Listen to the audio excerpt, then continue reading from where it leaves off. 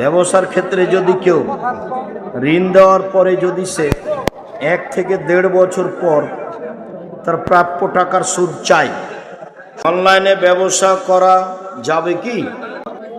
হিন্দুদের হাতে তৈরি খাবার খাওয়া যাবে? ইমাম আবু হানিফা রাহমাহুল্লাহ টানা 30 বছর এশার ওযু দিয়ে ফজরের নামাজ পড়েছেন।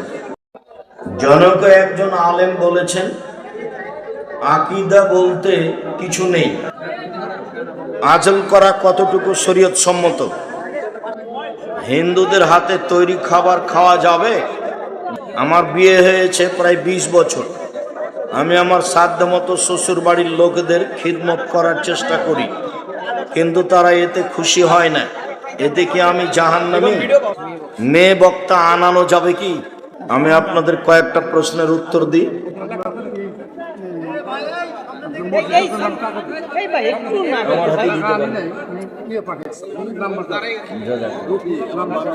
জামিয়া সালাফের রূপগঞ্জে ওই যে দেশের যেটা সবচেয়ে বড় মসজিদ, তার ঢালাইয়ের কাজ, নির্মাণের কাজ চলছে। যে নাম্বার না, আমি সব মুখে বলে দেবো, আমার নাম্বারটা নেই।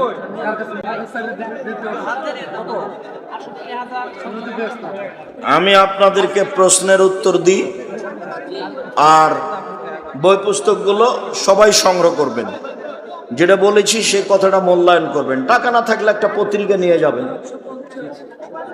দাখিল 10ম শ্রেণীতে আমাদের আরবি সাহিত্য বইয়ে পড়ানো হয়, ইমাম আবু হানিফা রাহমাহুল্লাহ টানা 30 বছর এশার ওযু দিয়ে ফজরের নামাজ পড়েছেন। কথাটা এভাবে নয়, কথাটা মিথ্যা। মানে ওযু ভেঙে গেলে ওযু করতেন, তখন দেখানো হয়েছে 40 বছর। ওযু ভেঙে গেলে ওযু করতেন। মানুষের পেশাব পায়খানা আছে না, এগুলো কথা কি আর হয়? দাড়ি রাখার সঠিক নিয়ম কি? দাড়ি যত বড় হতে থাকবে হবে।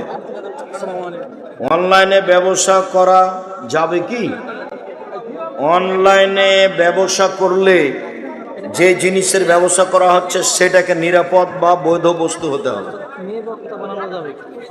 মেয়ে বক্তা আনানো যাবে কি? মেয়ে বক্তা এইসব এলাকায় যেন ঢুকতে না পারে। আসলে তাকে অপমান করে বের করতে হবে। রাসূলের নিয়ম নীতিকে বিকৃত করতে আসছে। আপনাদের একটু লজ্জাবোধ হয় না কেন? এই কথা বলেন কি করে? মেয়ে বক্তা মানে ফাজলামি করার দিনের ব্যাপারে জায়গা পান না? আয়েশা কোথায় বক্তব্য দিতে গেছেন? ব্যবসার ক্ষেত্রে যদি কেউ ঋণ দেওয়ার পরে যদি সে 1 থেকে 1.5 বছর পর তার প্রাপ্য টাকার সুদ চাই, সুদ হারাম। 50 বছর পরে চাইলেও হবে না। আমার বিয়ে হয়েছে প্রায় 20 বছর। আমি আমার সাধ্যমতো শ্বশুর বাড়ির লোকদের খিদমত করার চেষ্টা করি, কিন্তু তারা এতে খুশি হয় না। এতে কি আমি জাহান্নামী? না, তুমি তোমার শ্বশুর বাড়ির লোকজনের তোমার পার্টিপক্ষে সম্ভবপর চেষ্টা করো, তুমি নেকি পাবা। হিন্দুদের হাতে তৈরি খাবার খাওয়া যাবে? যাবে। জবে করা প্রাণী খাওয়া যাবে না। রুচি হলে খাবেন, ওদের মিষ্টি বানানো, ওদের রুটি বানানো খেতে পারেন। যদি ওরা জবে করে থাকে সেটা হারাম। আজল করা কতটুকু শরীয়ত সম্মত? শুক্রকীট বাইরে নিক্ষেপ করা স্ত্রীর সম্মতিতে করতে পারে। সন্তান দেরিতে নিব ভাবতে পারে, সন্তান বন্ধ করা হারাম। জনক একজন আলেম বলেছেন, আকীদা বলতে কিছু নেই। আকীদা বলতে সবই। বলতে হবে যে আকীদা শব্দটা কোরআন হাদিসে ব্যবহার হয়নি এইভাবে, এটা বলতে পারে। আকীদাই তো সব।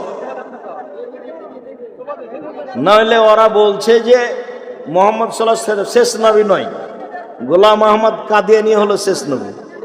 এটা হলো আকীদা মানে বিশ্বাস, এটা তার বিশ্বাস। তাহলে হলো উনি বুঝতে ভুল করেছেন যিনি এই কথা বলেছেন। এক ফোঁটা প্রস্রাব পড়লে গোসল ফরজ হয় না কেন? এক ফোঁটা পেশাব হলে ওযু করতে হবে, গোসল তো নয়। তোমার কথা বুঝিনি। যদি পেশাব আসে তাহলে ওযু করতে হবে। বাসার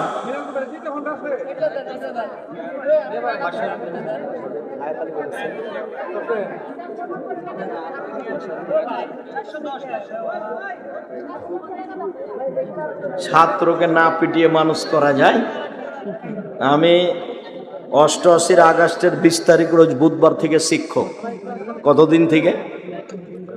88 আগস্টের 20 তারিখ রোজ বুধবার বিকাল 3টে থেকে শিক্ষক। আমি লাঠি ছাড়া ক্লাসে যাই না। আমার সাবজেক্ট যেটা আছে, ছাত্ররা ওই সাবজেক্ট পড়া না করে ও তো আসতে পারবে না, ওর বাপও পারবে না। আমি লাঠি ছাড়া ক্লাসে যাই না। যেদিন ক্লাসে লাঠি থাকে না সেদিন আমি পড়াই না। আব্দুর রহিমের শিক্ষাগত যোগ্যতা কি?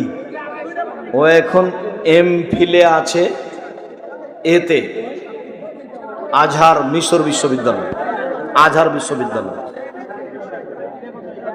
স্টেজে হাফেজাকে নিয়ে এসে করোনা পড়িয়ে বড় মেয়েদের না নিয়ে আসাই ভালো, ছোট হলে আনতে পারে। আমার একটা প্রশ্ন, আমি মসজিদে নামাজে গেছিলাম, জানাজা ছিল, হুজুর বলছে যে আগে সুন্নত হবে না, আগে জানাজা করে আবার মসজিদে এসে পরে সুন্নত করা হবে। এটা আমি একটু শুক্রবার জানাজা উপস্থিত থাকলে জানাজায় আগে হবে, তারপরে সুন্নত। এটাই ঠিক। সুন্নত পরে হবে, সুন্নত পরে হবে।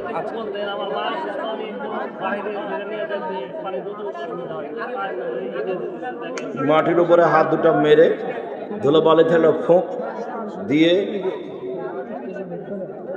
ডান হাত বামের কবজির উপরে, বাম হাত ডান।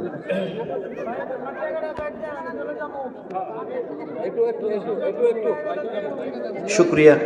সুবহানাক আল্লাহুম্মা ওয়া বিহামদিকা আশহাদু আল্লা ইলাহা ইল্লা আনতা আস্তাগফিরুকা ওয়া আতুবু ইলাইক। আসসালামু আলাইকুম।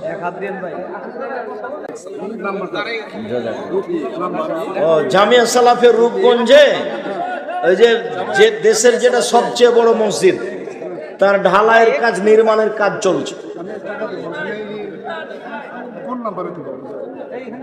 যে নাম্বার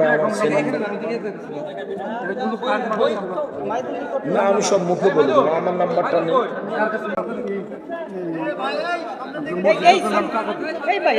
আমার হাতে দিতে পারবো।